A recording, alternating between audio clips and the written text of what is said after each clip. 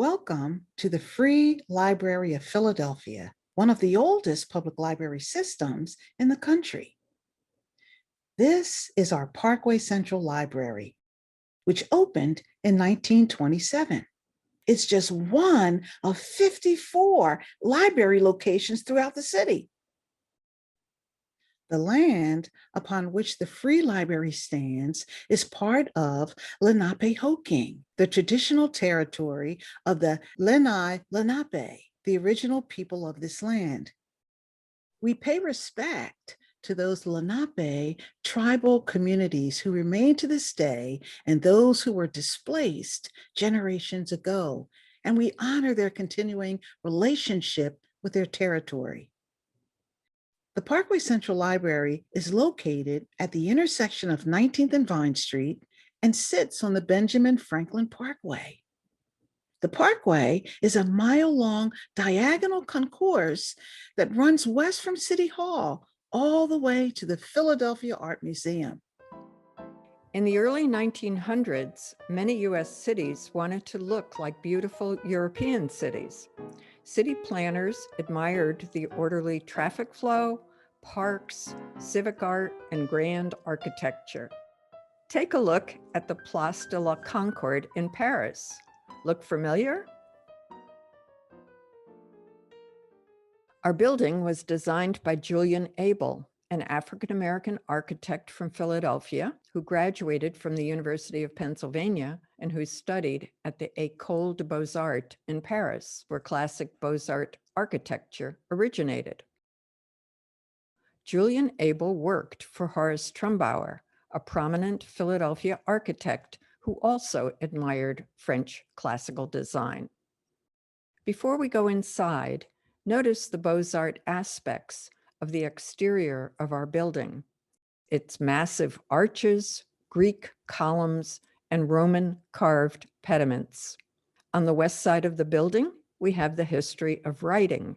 To the east, the history of printing. It really looks classical, doesn't it?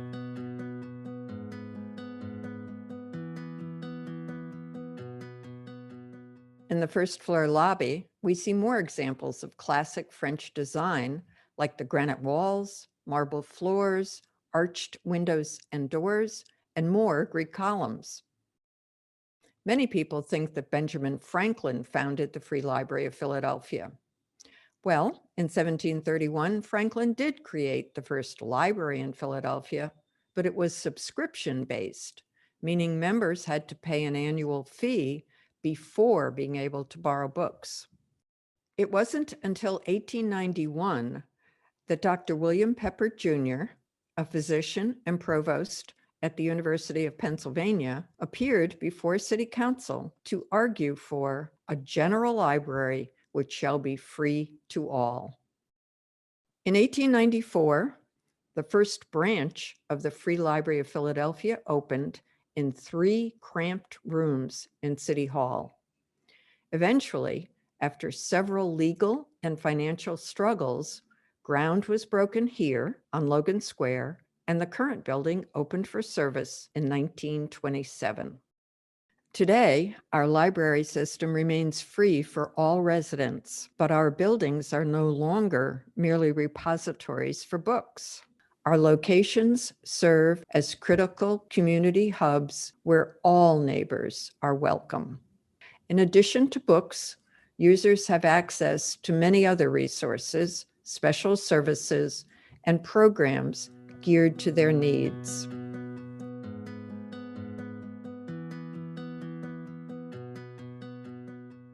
Philbrook Hall is a bright and inviting room where you can check out books or sign up for a library card. When you enter, you'll notice the windows, lighting, and symmetry, which replicate some of the building's original features. There are 2 standout features I love about this area. First, you'll notice that the adult fiction books, audiobooks, and DVDs are strategically organized by genre. This way, you can walk in and easily find whatever you're in the mood for. Second is the reserved books area. This is where readers can pick up and self-check out books which they requested online.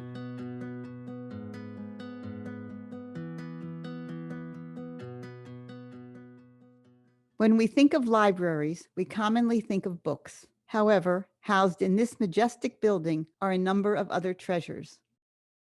This space is a conservatory quality music library, serving musicians and music fans of all ages and skill levels.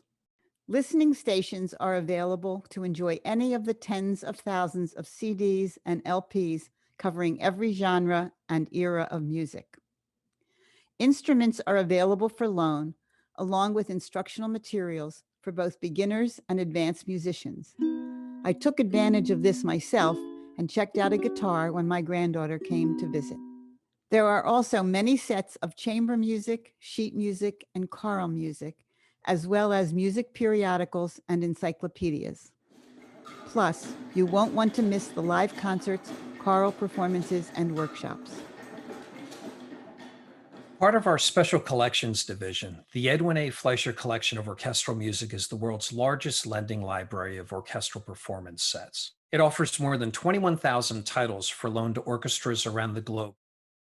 Edwin Fleisher, a member of a philanthropic Philadelphia family, started the first training orchestra in the U.S. in 1909. He opened it free of charge to people of every race and religion and collected orchestral sheet music from around the world for their use. Every boxed performance set includes a score for the conductor and a part for each musician, everything necessary for an orchestra to perform the work. Fleisher donated his entire collection to the library in 1929. The myriad rows of storage boxes visible feature only about 1/5 of his collection.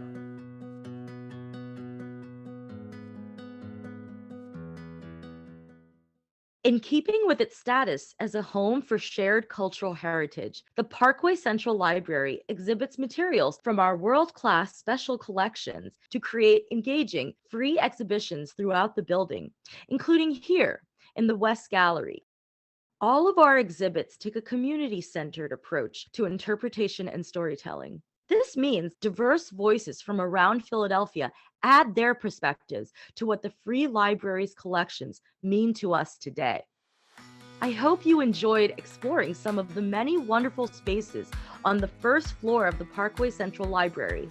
Be sure to watch the rest of this video series to see more, and we hope you'll visit us in person one day.